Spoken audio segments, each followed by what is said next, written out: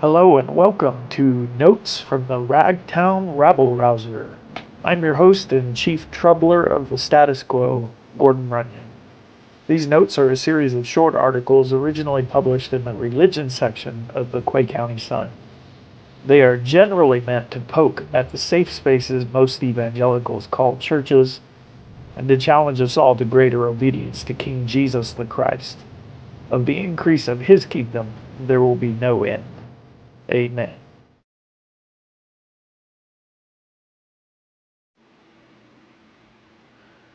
Equality Act, a teaching opportunity. The Equality Act is making its way through Congress.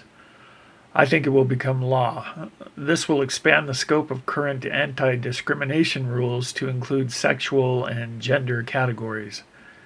It will be illegal to refuse to hire someone based on their stated preferences or identifying labels.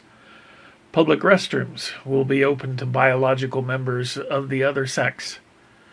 Most importantly for this article, the Equality Act denies any exemption due to religious conviction.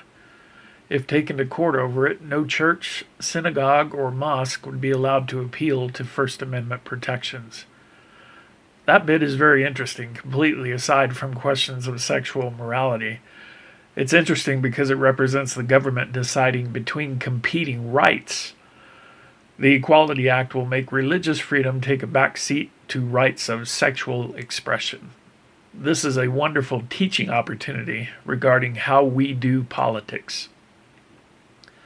Several questions should be asked and answered by every thinking individual. What is a right? What rights do individuals have and how do you know? Does society have some sort of collective right to anything? Again, how would you know? Does government itself have any rights? What is government's job in relation to individual or societal rights? Whatever your answer, why do you think this? Does civil government have a duty to keep people from speaking to each other uncivilly?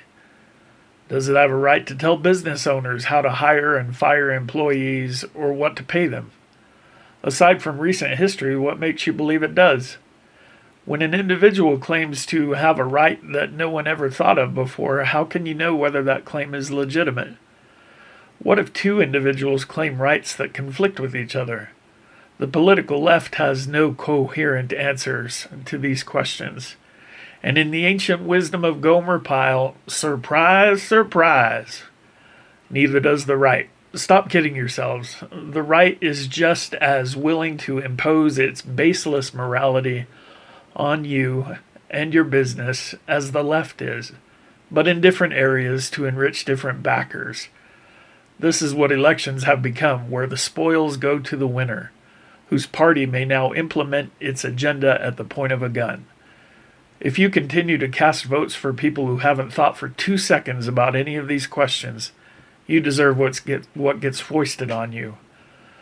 Rights come from God. You can know what rights you have by studying the moral commandments of God.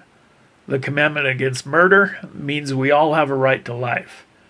The law against theft means that private property is valid and not to be harmed. The law against bearing false witness means you have a right to the truth.